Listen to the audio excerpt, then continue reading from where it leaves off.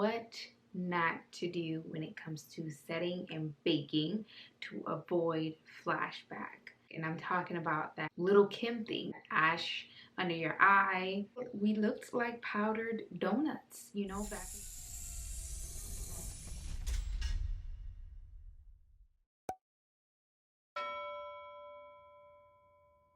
flashback. So the first key step in avoiding flashback is making sure that your concealer isn't too light. It just isn't realistic if you're using a concealer that is like 5 times lighter than your skin tone. Typically go for 2 shades lighter. To start by highlighting the under eye area.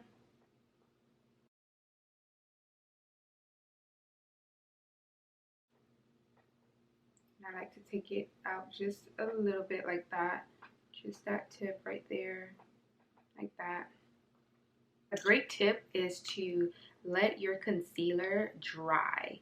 So you don't want it to be, of course, completely, absolutely dry, but you want to get it to where it's tacky enough and not super, super wet. So as I'm waiting, I'm actually going to touch up my eyebrows just to make sure everything like up here is precise. So it's just something about letting it dry that makes it so much more of a difference. I'm not sure what exactly, but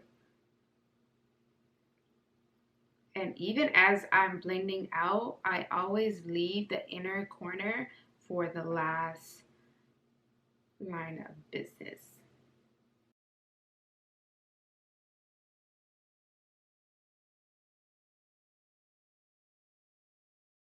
So I'm just pushing it into my skin with a brush. So I'm using this brush here and getting the under eye area, pushing it in.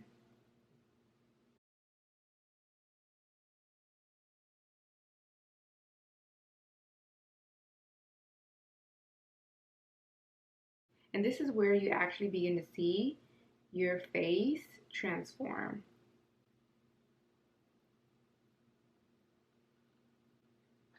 All right, so here she is.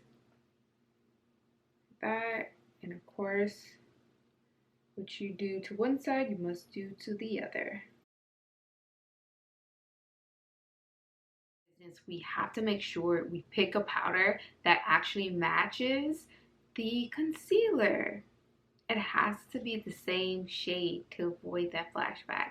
And for years, I mean for years, your girl been looking crazy. You only realize it after looking back at your pictures. You're like, ooh, sis, like, ooh. Of course, Laura Mercier. So as you can see, it's very much close to the concealer that I used under my eyes. So that's my first choice. My second option would be the Huda Beauty loose setting powder, which is actually cinnamon bun. This is very much the exact, as a matter of fact, the exact color as my concealer. This is the shade that I actually used to use when I was doing it wrong. Kunafa. This is Huda Beauty Kunafa. So that's the color. And let's kind of compare it. That doesn't make sense. So this does not make sense. And I was actually using this last year and you just start to realize, well, that's why I was looking like that.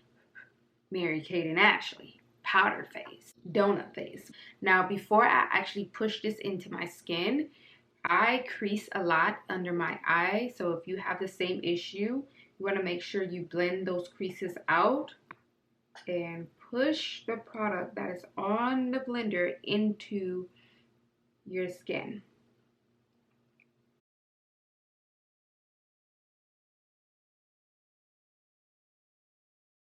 So this is just gorgeous. Like dip, blow, and bake.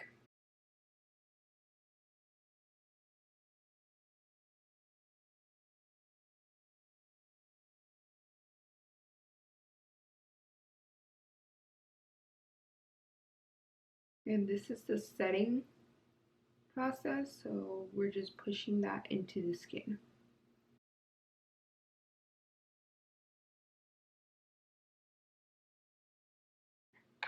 some people actually like how that looks, but it's not the right way to do it.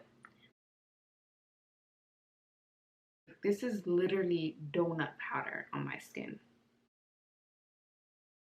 Using a fluffy brush, we are gonna push everything off my skin.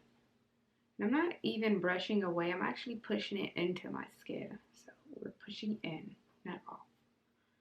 Like so. It takes so much more time, and I have to be a lot more aggressive. So I definitely see the difference in this area and this area. This side looks a lot more natural compared to this side because this is too bright, slightly too bright compared to this side, which actually blends in with the whole entire face. This side, it just looks kind of ash, and you know, it's bringing too much attention to that area when I don't need it, you know. So this is appropriate for the overall look. I do hope you guys were able to learn something here. If so, go ahead and help me grow my channel by subscribing, liking, and if you have something to say, drop it in a comment box because I'll read it. Thank you.